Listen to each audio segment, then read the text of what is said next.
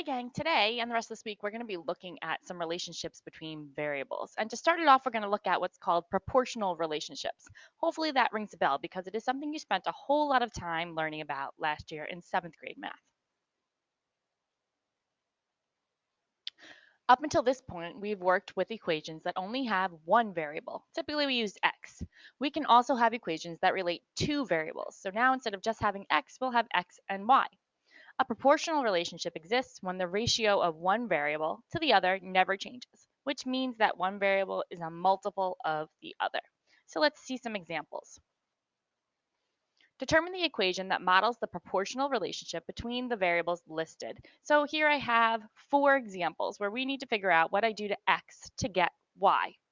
The equation is always going to be y equals some number. So in this case, we have y equals. And I want to figure out, well, what do I do to 3 to get 12? The easiest way to do that is to divide 12 by 3. So since 12 divided by 3 is 4, my equation is y equals 4x. Number 2, same idea. So now I need to figure out, again, what do I do to 16 to get 8? Again, my equation is always y equals some number. So to do that, I'm going to do 8 divided by 16. Well, 8 divided by 16 isn't easily done, but it looks like a fraction, so I'm just going to simplify it. Both parts, the numerator and the denominator, are divisible by 8. So 8 divided by 8 gives me 1. 16 divided by 8 gives me 2. So that means that 16 times 1/2 makes 8, which I think we all know is true. So my equation is y equals 1/2 x. Hopefully this is looking familiar from last year. Number 3, again, I want to figure out what do I do to the 9 to get the 12. So again, we have y equals. I do 12 divided by 9. And again, 12 is not going to go into, or 9 is not going to go into 12 more than one time. So I'm just going to simplify my ratio. 12 and 9 are both divisible by 3. 12 divided by 3 is 4. 9 divided by 3 is 3. So my answer is y equals 4/3 times x, which if I multiply 9 by 4/3, I do get 12. 9 divided by 3 is 3, times 4 is 12. Number 4, same idea. I need to figure out what do I do to 18 to get 12. So I'm going to do 12 divided by 18. Again, we have y equals. We simplify the fraction since we know that 18 does not go into 12 an even amount. So we have 12 and 18 as our multiples. We need to figure out their greatest common factor. The greatest common factor of 12 and 18 is 6, so I divide by 6. 12 divided by 6 is 2, and 18 divided by 6 is 3. So my answer is y equals 2/3 x. So if I multiply 18 by 2/3, 18 divided by 3 is 6 times 2 is 12, results in the y that we wanted. So hopefully this looks like that constant of proportionality that you worked on last year, and we're going to build a whole lot on that all week long. Let's see what we have next.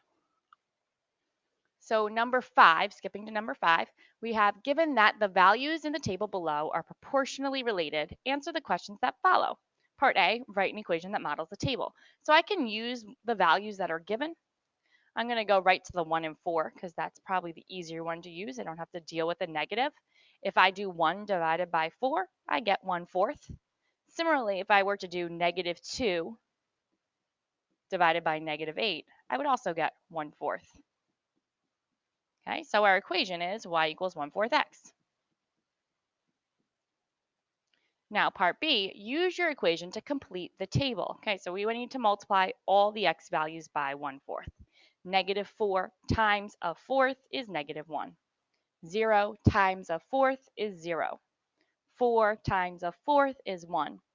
8 times a fourth, remember you're dividing by the denominator, so it's 8 divided by 4 is 2. 12 times a fourth is 12 divided by 4, which is 3. Then part C, what is the increase in y each time x increases by 2? So we have to take more look at the table here. Okay. Oh, I just erased all those values. I can fit them in real fast. So if we look at y, each time, this is only increasing by 1. 1, 1, 1, 1, 1. Each time over here, And I should have put not increased by 2, increases by 4 here.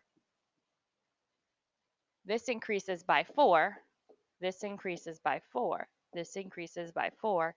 This increases by 4. This also increases by 4. Right there, I have my equation or my ratio 1/4, my constant of proportionality. So that's another way you can figure out how to write your equation or find your constant. Do you see this in the equation? Of course, again, just like I showed, the 1 over the 4 gives us our 1/4.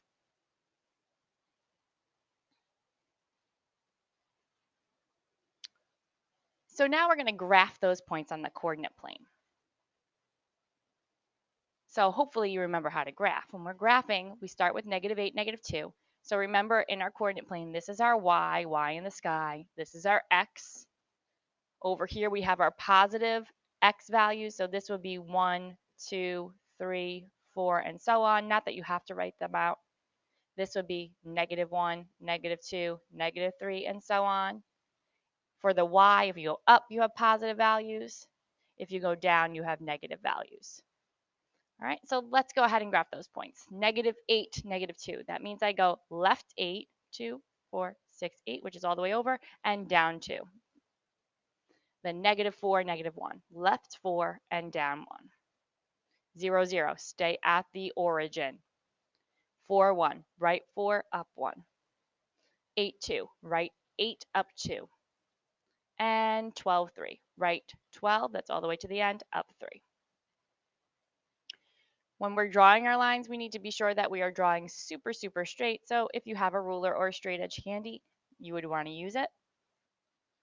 And then we can label it with the function rule, which we created, y equals 1/4 x. So now part E, would the line eventually pass through the point 24, 6? Justify your answer. First of all, I want to point out that you should also see that constant or the equation in the line. If you look really closely, look at those points. This is going up 1 and over 4, up 1 and over 4, up 1 and over 4, up 1 and over 4. That's the 1/4 in the equation. So then part E, would the line eventually pass through that point? Let's do some work. So the x is the 24 and the y is the 6. So if I do 6 equals 1/4 of 24, we can prove whether it is on the line or not. 24 divided by 4 is 6. Since 6 equals 6, yes, it will. And we've justified by doing the work. Okay, so hopefully you're seeing where I'm going with all of this because you're going to try some questions on your own or with a